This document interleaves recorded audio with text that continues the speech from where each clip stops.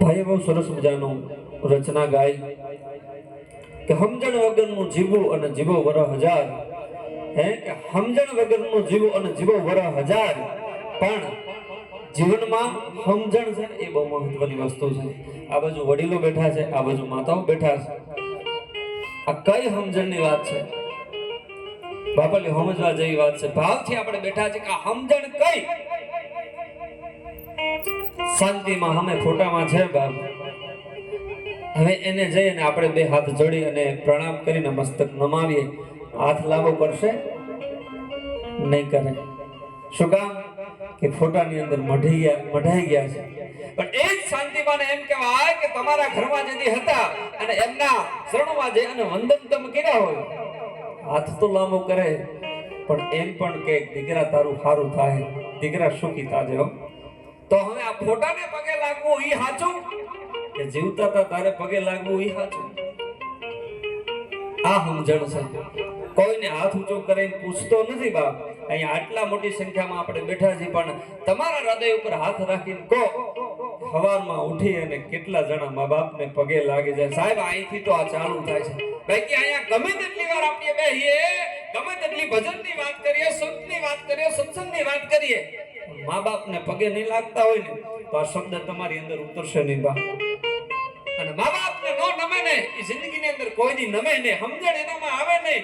સમજણો માળા હોય, તમારી પાસે ગાડી હોય, બાઇક હોય, એની અંદર 140 ની 160 ની સ્પીડ હોય, પણ એટલી સ્પીડે હકાય? તમારી બાઇકમાં સ્પીડ લખેલી હોય 140 સુધીની સ્પીડ તમે હાકી શકશો, પણ તમારે મોટરસાઇકલ 70 ની સ્પીડે હાંકવું પડે. શું કામ? કે 70 ની સ્પીડે હાંકતા હોય તો તમારી પાસે બેલેન્સ રહે. કહેવાનો મતલબ આ તમારામાં મારામાં સમજણ છે. પણ મા બાપ હયાત હોય ત્યાં સુધી પગે લાગતા નથી. હે અને પછી આ ફોટા પાસે અગરબત્તીના ધુમાડા નીકળે છે. આપ બધા માનતા હશો પણ નથી માનતા. અહીંયા કેવું પડે છે કે આ અગરબત્તી પાછળ આ ધુમાડા કરો છો, પણ જીવનમાં એક વખત અગરબત્તી લઈ અને એમના ચરણોમાં વંદન કરીને એમ કીધું હતું, માં ધૂપ લો, હું ભગવાન પાસે અગરબત્તી ફેરવીને આવ્યો છું, માં તમે દર્શન કરી લો. એનો આત્મા કેટલો ઠરે બા. શાંતિમાના સમસાને એમ કહેવાય કે ચિતા ઉપાડી એમને અગ્નિદાહના નાના દીકરાએ પરિવારના દીકરાએ દીધો હશે. એ ચિતા ઠરી ગઈ હશે. 2 દી 3 દી પછી સમસાને ગયા હશે અને પછી એ ચિતામાંથી જે રાખ હોય ને એમાંથી 2-3-4 હાડકા લઈ અને પાત્રની અંદર લઈ અને ક્યાંક તમે વ્યવસ્થિત જગ્યાએ રાખ્યા હશે. આ મોટા વડીલો છે એમને ખબર હશે કે હાડકાને શું કહેવાય. કોઈ અસ્થિ કહે છે અને વધારે મોટા ભાગમાં ફૂલ કહે છે કે આ માના ફૂલ છે. અને બધાને ખબર છે બાપ ફૂલમાંથી સુગંધ જ આવે. એ ગમે તે હોય, ગુલાબનું ફૂલ હોય, મોગરાનું ફૂલ હોય, કોઈ પણ ફૂલ હોય, એ ફૂલ ઉપરથી સુગંધ જ તમને આવે. શાંતિમાંના હાડકાને આપણે બધાય ફૂલ કહી છે. શાંતિમાં જીવતા તારે એ ફૂલની સુગંધ કેટલા જણાએ લીધી બાપ. બાપ તમારા ઘરમાં તમારા માં છે, તમારા બાપ છે, એની અંદર ફૂલ છે હજી, એની અંદર સુગંધ છે હજી.